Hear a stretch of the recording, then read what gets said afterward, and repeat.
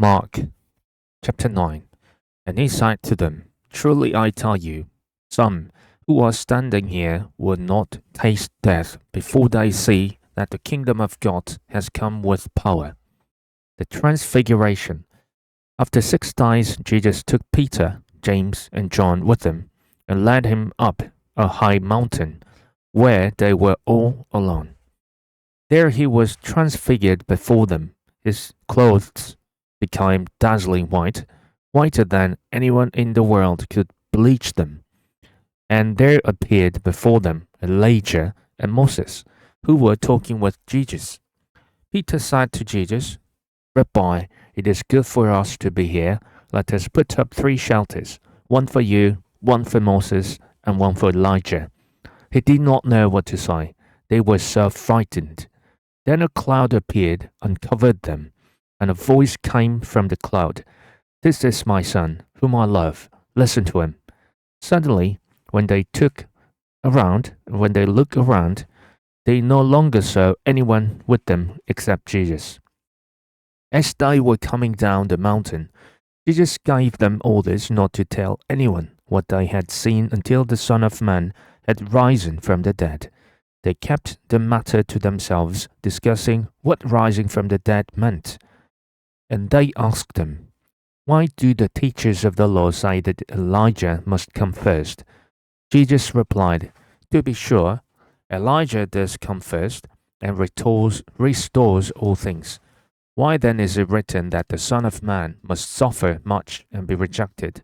But I tell you, Elijah has come, and they have done to him everything they wished, just as it is written about him.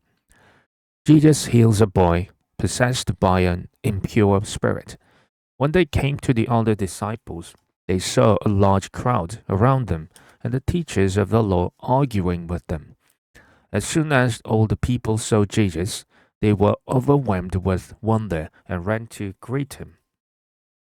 What are you arguing with them about? He asked. A man in the crowd answered, Teacher, I brought you my son, who is possessed by a spirit that has robbed him of speech. Whenever it seizes him, it throws him to the ground. He foams at the mouth, gnashes his teeth, and becomes wretched. I asked your disciple to drive out the spirit, but they could not. You unbelieving generation, Jesus replied, How long shall I stay with you? How long shall I put up with you? Bring the boy to me. So they brought him. When the spirit saw Jesus, it immediately threw the boy into the convulsion. He fell to the ground and rolled around, foaming at the mouth. Jesus asked the boy's father, How long has it been like this? From childhood, he answered. It has often thrown him into fire or water to kill him. But if you can do anything, take pity on us and help us. If you can, said Jesus, everything is possible for one who believes. Immediately the boy's father exclaimed, I do believe, help me overcome my unbelief. When Jesus saw that a crowd was running to the scene, he rebuked all the impure spirit. You deaf and mute spirit, he said, I command you, come out of him and never enter him again.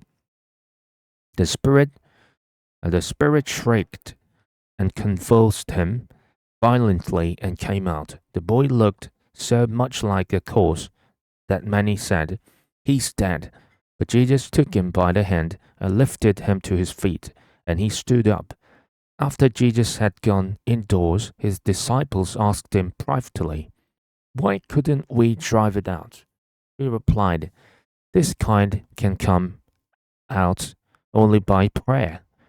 Jesus predicts his death a second time. They left that place and passed through Galilee. Jesus did not want anyone to know where they were, because he was teaching his disciples. He said to them, The Son of Man is going to be delivered into the hands of men. They will kill him, and after 3 days he will rise. But they did not understand what he meant and were afraid to ask him about it. They came to Capernaum.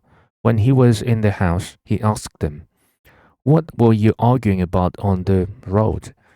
But they kept quiet, because on the way they had argued about who was the greatest. Sitting down, Jesus called the 12 and said, "Anyone who wants to be first must be the very last and the servant of all." He took a little child whom he placed among them. Taking the child in his arms, he said to them, "Whoever welcomes one of these little children in my name welcomes me, and whoever welcomes me does not welcome me, but the one who sent me. Whoever is not against us is for us." "Teacher," said John, "we saw someone driving out demons in your name, and we told him to stop because he was not one of us." "Do not stop him," Jesus said, "for no one who does a miracle in my name can in the next moment say anything bad about me. For whoever is not against us is for us. Truly I tell you, anyone who gives you a cup of water in my name because you belong to the Messiah will certainly not lose their reward." Causing to stumble. "If anyone causes one of these little ones, those who believe in me, to stumble, it would be better for them if a large millstone were hung around their neck and they were thrown into the sea. If your hand causes you to stumble, cut it off. It is better for you to enter life maimed than with 2 hands to go into hell, where the fire never goes out. And if your foot causes you to stumble, cut it off. It is better for you to enter life crippled than to have 2 feet and be thrown into hell. And if your eyes causes you to stumble, pluck it out. It is better for you to enter the kingdom of God with 1 eye than to have 2 eyes and be thrown into hell, where the worms that eat them do not die and the fire is not quenched. Everyone will be salted with fire. Everyone will be salted with fire. Salt is good, but if it loses its saltiness, how can you make it salty again? Have salt among yourselves and be at peace with each other.